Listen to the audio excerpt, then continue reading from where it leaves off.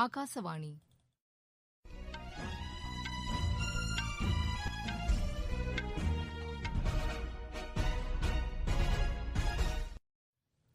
செய்திகள் வாசிப்பவர் வாணி ஸ்ரீராம். தலைப்புச் செய்திகள்: விவசாயிகளின் பிரச்சினைகளை எதிர்க்கட்சிகள் அரசியலாக்கி வருவதாக பிரதமர் திரு நரேந்திர மோடி குற்றம் சாட்டியுள்ளார். ரயில்வே துறையில் சேவையையும் திறனையும் மேம்படுத்த தேசிய வரைவு திட்டம் தயாராகிறது. பாதுகாப்புத்துறை விஞ்ஞானிகளுக்கு DRDO விருதுகளை அத்துறைக்கான அமைச்சர் திரு ராஜ்நாத் சிங் வழங்கி கௌரவித்தார். வரும் சட்டமன்ற தேர்தலிலும் பிஜேபி உள்ளிட்ட கட்சிகளுடன் அஇஅதிமுக கூட்டணி தொடர்வதாக முதலமைச்சர் திரு எடப்பாடி பழனிசாமி தெரிவித்துள்ளார். உலக சிறுபான்மையினர் உரிமைகள் தினம் இன்று கொண்டாடப்பட்டது. ஆஸ்திரேலியாவுக்கு எதிரான முதலாவது டெஸ்ட் கிரிக்கெட் போட்டியின் 2வது நாளான இன்று இந்தியா 62 ரன் முன்னிலை பெற்றுள்ளது. இனி விரிவான செய்திகள். விவசாயிகளின் பிரச்சினைகளை எதிர்க்கட்சிகள் அரசியலாக்கி வருவதாக பிரதமர் திரு நரேந்திர மோடி குற்றம் சாட்டியுள்ளார். மத்திய பிரதேச விவசாயிகள் கூட்டமைப்பினருடன் காணொலி காட்சி மூலம் பேசிய அவர், எதிர்க்கட்சிகள் தேர்தல் நேரத்தின்போது மட்டும் வாக்குறுதிகளை கூறுவதாகவும் விவசாயிகளின் நலனுக்காக சட்டத்தை இயற்றவில்லை என்றும் குறிப்பிட்டார்.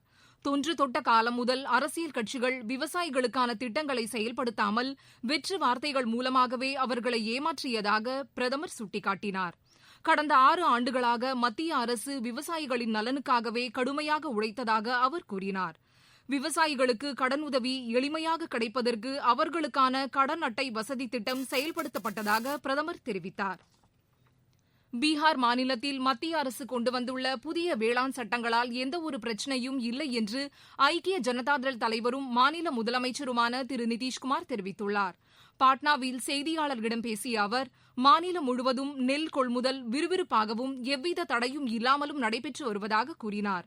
இதுவரை 2 லட்சம் மெட்ரிக் டன் நெல் கொள்முதல் செய்யப்பட்டுள்ளதாகவும் நடப்பு பருவத்தில் 45 லட்சம் மெட்ரிக் டன் வரை கொள்முதல் செய்ய இலக்கு நிர்ணயிக்கப்பட்டுள்ளதாக அவர் தெரிவித்தார். ரயில் சேவையை மேம்படுத்தவும் சரக்கு போக்குவரத்துக்கான ஒரு கட்டமைப்பை உருவாக்கவும் தேசிய அளவிலான வரைவு திட்டம் ஒன்றை இந்திய ரயில்வே தயாரிக்க உள்ளது. நாட்டில் பயணியர் போக்குவரத்து மற்றும் சரக்கு போக்குவரத்து தேவைக்கேற்ப கட்டமைப்பு, தொழில்நுட்ப ரீதியாக ரயில்களின் திறனை அதிகரிப்பது, கூடுதலான சேவைகளை வழங்குவது உள்ளிட்ட அனைத்து அம்சங்களையும் உள்ளடக்கியதாக இந்த வரைவு திட்டம் அமையும். இந்த வரைவு திட்டம் தயாரிக்கப்பட்டவுடன் அனைத்து அமைச்சகங்களுக்கும் அனுப்பப்பட்டு கருத்துக்கள் கோரப்படும். அதன் அடிப்படையில் வரும் ஜனவரி மாதத்திற்குள் தேசிய அளவிலான திட்டத்திற்கு இறுதி வடிவம் கொடுக்கவும் ரயில்வே துறை திட்டமிட்டுள்ளது. 2030ஆம் ஆண்டு வரையிலான தேவைகள் மற்றும் 2050ஆம் ஆண்டு வரையிலான தேவைகள் ஆகியவை தனித்தனியாக பட்டியலிடப்பட்டு அதற்கான திட்டங்களை ரயில்வே துறை முடிவு செய்யும். இதனிடையே 2024ஆம் ஆண்டுக்கான தேசிய அளவிலான ரயில் திட்டத்தை தயாரித்து பணிகளை துரிதப்படுத்தும் நடவடிக்கையும் மேற்கொள்ளப்பட்டுள்ளது. இத்தொலைநோக்கு திட்டத்தில் 100% இருப்பு பாதைகளை மின்மயமாக்குவது, நெரிசல் மிக்க வழித்தடங்களில் கூடுதலான பாதைகளை அமைப்பது, தில்லி ஹவுரா, தில்லி மும்பை உள்ளிட்ட வழித்தடங்களில் 160 கிலோமீட்டர் வேகத்தில் பயணிக்கும் வகையில் தரம் உயர்த்துவது போன்ற பணிகளையும் ரயில்வே துறை திட்டமிட்டுள்ளது. பாதுகாப்பு ஆராய்ச்சி மற்றும் மேம்பாட்டுக் கழகம் உள்நாட்டு தொழில்நுட்பத்தை பயன்படுத்தி பாதுகாப்பு தளவாடங்கள் உற்பத்தி திறனை மேம்படுத்தியுள்ளதாக பாதுகாப்புத்துறை அமைச்சர் திரு ராஜ்நாத் சிங் தெரிவித்துள்ளார். பாதுகாப்புத் துறையில் சிறப்பாக செயலாற்றிய விஞ்ஞானிகளுக்கு இன்று விருதுகளை வழங்கி கௌரவித்த திரு ராஜ்நாத் சிங், பாதுகாப்பு தளவாட தொழிற்சாலைகள் தற்சார்பு நிலையை எட்டுவதற்கு இத்துறை விஞ்ஞானிகளின் பங்களிப்பு பெரிதும் உதவியிருப்பதாக கூறினார். தற்போதைய தேவைகள் மட்டுமல்லாது எதிர்கால தேவைகளையும் கருத்தில் கொண்டு பாதுகாப்பு ஆராய்ச்சி கழகம் செயல்பட்டு வருவது குறித்து அமைச்சர் மகிழ்ச்சி தெரிவித்தார். பாதுகாப்புத் துறையில் உலக அளவில் மாறிவரும் சூழ்நிலைகளுக்கு ஏற்ப பாதுகாப்புத் துறையின் தரத்தை புதிய பரிமாணங்களுக்கு கொண்டு செல்ல வேண்டியது அவசியம் என்றும் அவர் குறிப்பிட்டார். கோவிட்-19 பெருந்தொற்று காலத்தில் தீவிர சிகிச்சைக்கு தேவையான வெண்டிலேட்டர் கருவிகள், முகக்கவசங்கள், பாதுகாப்பு உடைகள், சானிடைசர்கள் போன்றவற்றை பாதுகாப்புத்துறை மூலம் உற்பத்தி செய்து அரும்பணி ஆற்றியுள்ளதாகவும் அமைச்சர் குறிப்பிட்டார். தில்லி மற்றும் பீகாரில் குறுகிய காலத்தில் கோவிட் சிகிச்சைக்கான சிறப்பு மருத்துவமனைகளை உருவாக்க DRDO உதவி செய்ததாகவும் திரு ராஜ்நாத் சிங் கூறினார். இந்நிகழ்ச்சியின்போது விமானப்படை தலைவர் ஏர் சீஃப் மார்ஷல் பதௌரியாவிடம் அஸ்ட்ரா MK1 ஏவுகணையையும், கடற்படை தலைவர் சீஃப் அட்மிரல் கரம்பீர் சிங்கிடம் கடல்சார் கண்காணிப்பு கட்டமைப்பையும், ராணுவ தலைமை தளபதி ஜெனரல் நரவனேவிடம் எல்லை கண்காணிப்பு கட்டமைப்பு மாதிரிகளையும் பாதுகாப்புத்துறை அமைச்சர் வழங்கினார். இந்திய கடற்படை தற்போதைய சூழலில் பல சவால்களை எதிர்கொள்ளும் வகையில் முழு அளவிலான சிறந்த பயிற்சிகளை வழங்கி வருவதாக தமிழ்நாடு கடற்படை மண்டல தலைவர் கமாண்டிங் அட்மிரல் புனித் சாதா தெரிவித்துள்ளார். அரக்கோணத்தில் ராஜாளி கடற்படை விமான தளத்தில் 95வது ஹெலிகாப்டர் பயிற்சி நிறைவு விழாவில் கலந்து கொண்ட அவர், கோவிட் தொற்று காலத்தில் அனைத்து விதிமுறைகளையும் கடைபிடித்து ஹெலிகாப்டர் ஓட்டிகளுக்கு சிறந்த பயிற்சி அளிக்கப்பட்டதாக கூறினார்.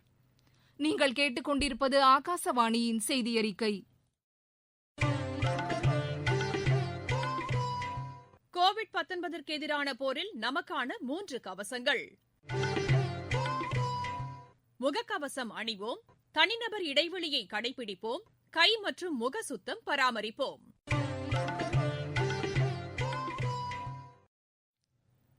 தமிழகத்தில் அடுத்த ஆண்டு நடைபெறவுள்ள சட்டப்பேரவைத் தேர்தலையொட்டி நாளை முதல் தமது தொகுதியான எடப்பாடியில் தேர்தல் பிரச்சாரத்தை தொடங்க உள்ளதாக முதலமைச்சரும் அஇஅதிமுக இணை ஒருங்கிணைப்பாளருமான திரு எடப்பாடி பழனிசாமி கூறியுள்ளார்.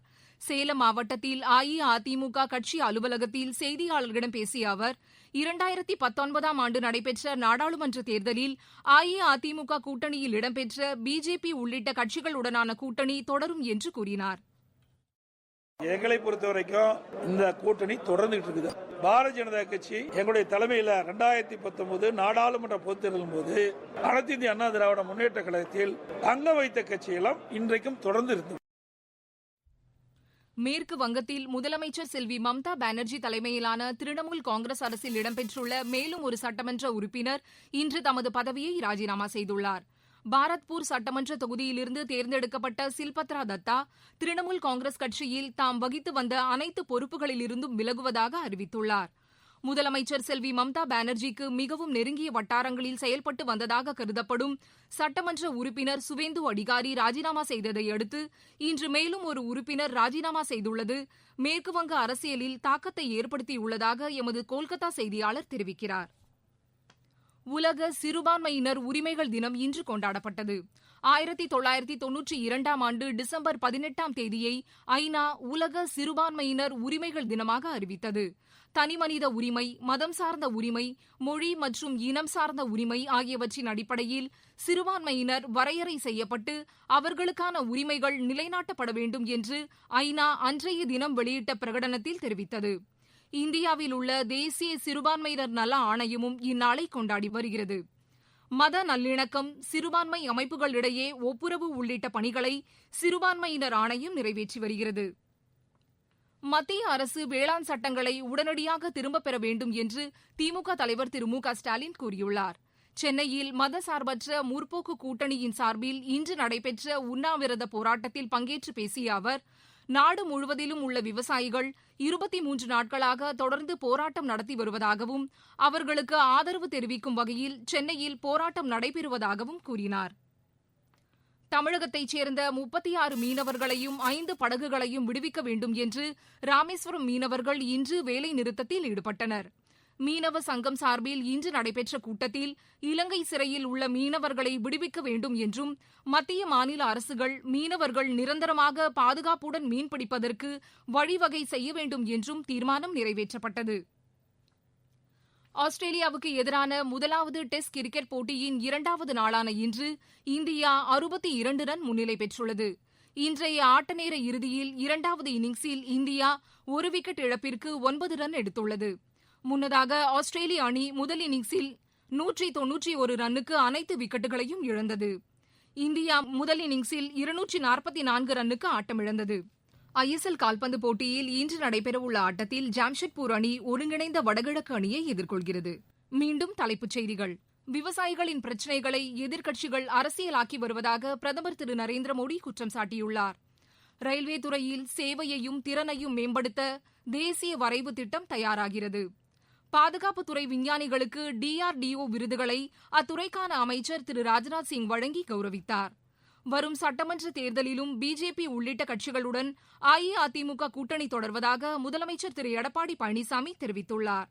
உலக சிறுபான்மையினர் உரிமைகள் தினம் இன்று கொண்டாடப்பட்டது. ஆஸ்திரேலியாவுக்கு எதிரான முதலாவது டெஸ்ட் கிரிக்கெட் போட்டியின் 2வது நாளான இன்று இந்தியா 62 ரன் முன்னிலை பெற்றுள்ளது. எமது செய்திகளை உடனுக்குடன் அறிந்து கொள்ள AIR News_ சென்னை என்ற ட்விட்டர் பக்கத்திலும், செய்தி தொகுப்புகளை all India radio news Chennai என்ற யூடியூப் சேனலிலும் அறிந்து கொள்ளலாம். இத்துடன் இந்த செய்தியறிக்கை நிறைவு பெற்றது.